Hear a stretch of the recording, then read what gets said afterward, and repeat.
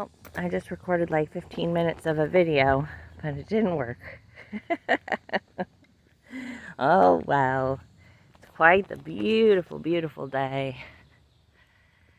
And what I had been talking about was sort of this question that I get a lot from folks when they're doing the nervous system work or doing the safe and sound protocol listening, the SSP. Sort of, when is this going to fix me? When am I not going to feel stress anymore?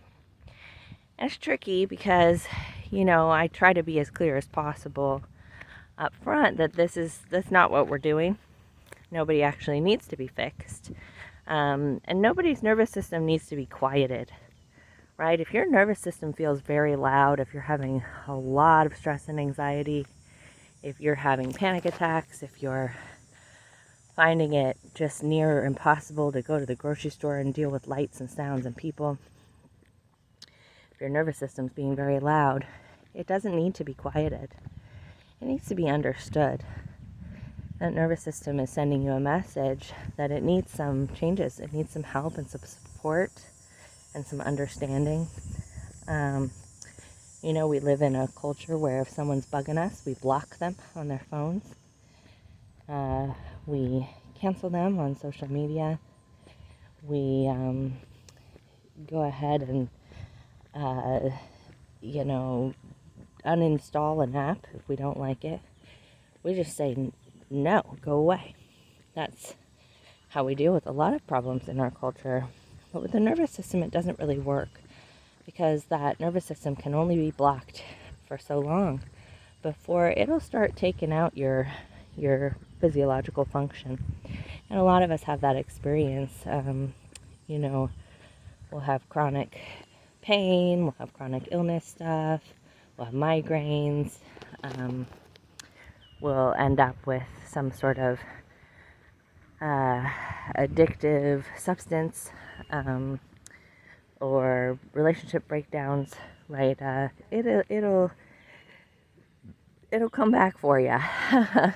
And that's because it was designed, right, to keep you alive.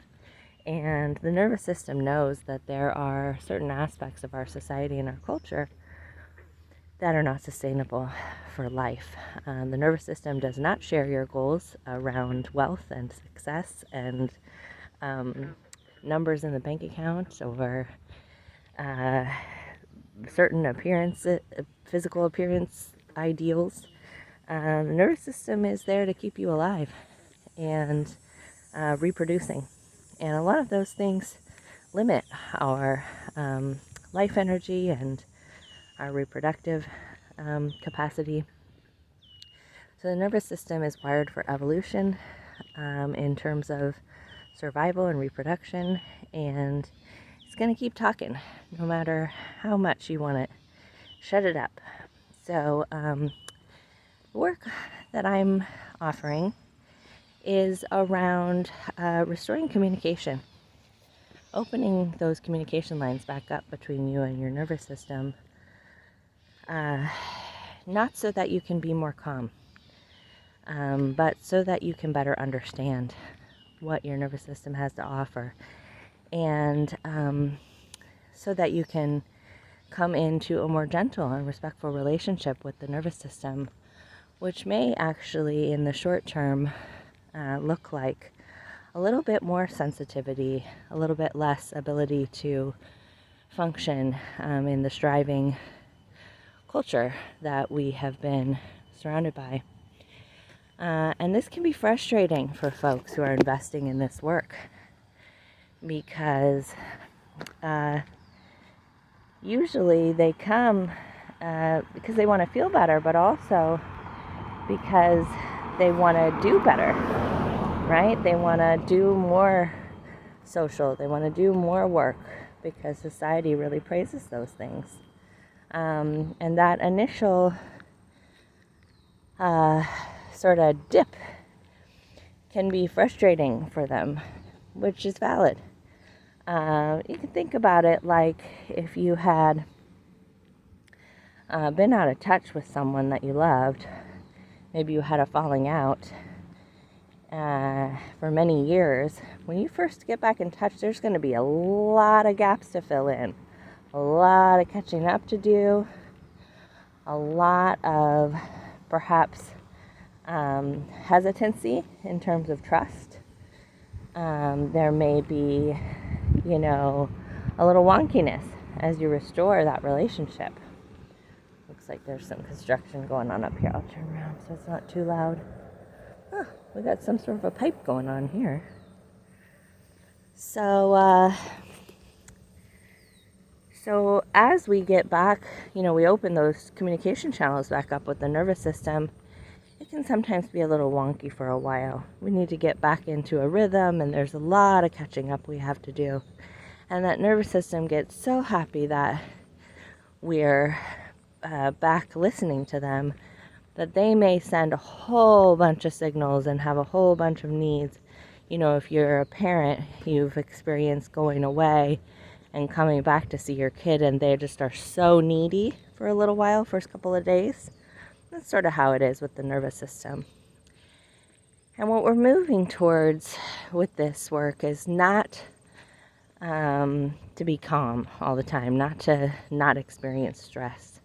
What we're moving towards is a real open and respectful relationship with the nervous system. And what ends up happening is that we end up actually experiencing lower stress, spaced out further, because by checking in consistently with and caring for the little needs, what the Stephen Porges calls the whispers, we meet the needs before they have to get to shouts. So over time, we end up having less dramatic distress because we've taken care of needs earlier on. It's like they say with your car brakes. If you go get your brakes replaced when you first start hearing a little something, it's not going to be as expensive as if you wait. And that's how it is with the nervous system. So when we offer daily check-ins, which is my first homework assignment that I offer to clients, of just asking the question, how is my body feeling physically?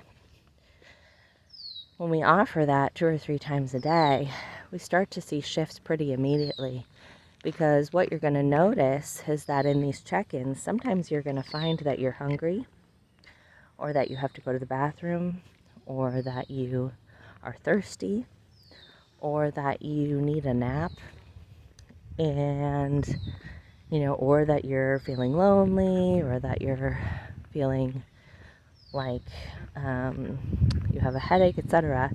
And when we take care of ourselves more frequently, when we meet the needs that we may have been ignoring for decades, we're going to increase our capacity. And that's going to lower our vulnerability.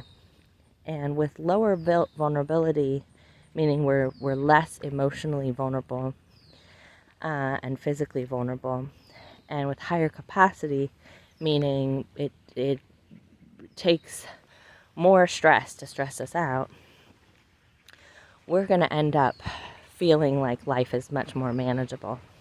And we're going to end up in less distress, less relationship conflict, less physical conflict. Physical conflict being like health problems. I just spent the last week at a Buddhist monastery, and one of the practices there is they ring a bell every 15 minutes and they take a breath or two. And this consistent check-in with the body, even consistency of adding a full breath that offers oxygen, is so significant to the nervous system. When we don't eat, the nervous system becomes very stressed and has to alter our physiological functioning, our metabolism, our fat stores. It puts more stress on the heart.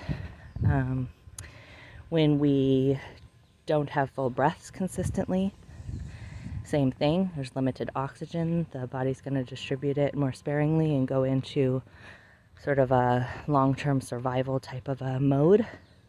It's not going to put as many resources towards rest and digest. When we don't go to the bathroom, the body's going to go into distress as well. When we hold it, which many people do,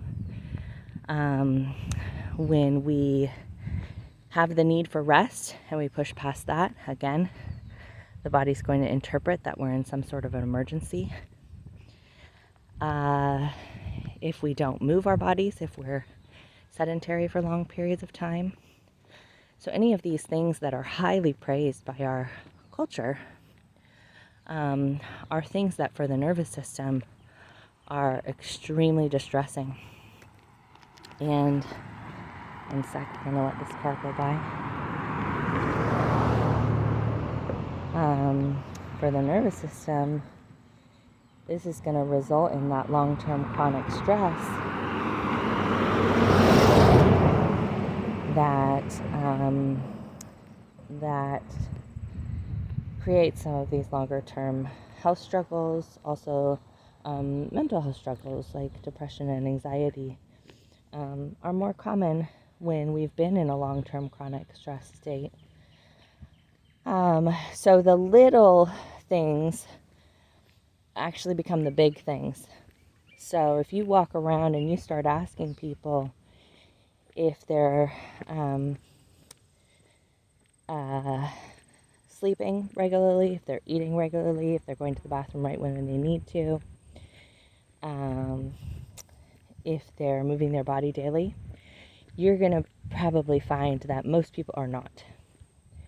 And if we thought about it like, if you have a little puppy and you said to somebody, oh, I keep them up all night and when they're tired, I just give them caffeine. And when I need them to sleep, I just knock them out with some weed or some alcohol.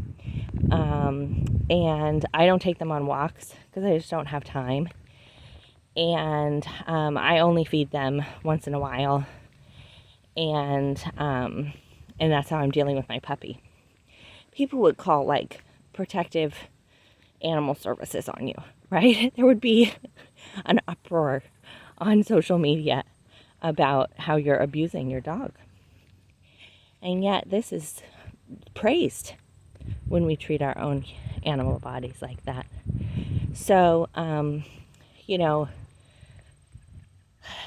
long story short, the idea here is not to make you without stress. It is to offer you the opportunity to understand and respond to your stress so that overall you're going to have a reduction in that stress because you're going to increase your capacity and reduce your vulnerability by actually taking care of yourself and responding to your physiological and emotional needs. And this, ironically, will typically result in more connection with the work that you're doing, with the life that you're leading, clarifying what is meaningful to you. People will actually typically end up getting into better job situations, making more money, because when we're striving out of fear, that energetic connection actually decreases our experience of abundance. And when we're connecting out of safety and being well taken care of, we also connect with safety and being well taken care of outside of ourselves. So it does meet the goals that people often have, but not in the way that we've been taught. So we kind of have to undo it and work backwards and move through the fear that comes around, oh my gosh, if I care about myself, then I'm going to lose everything. So anyways, these are just some thoughts. Lots of love.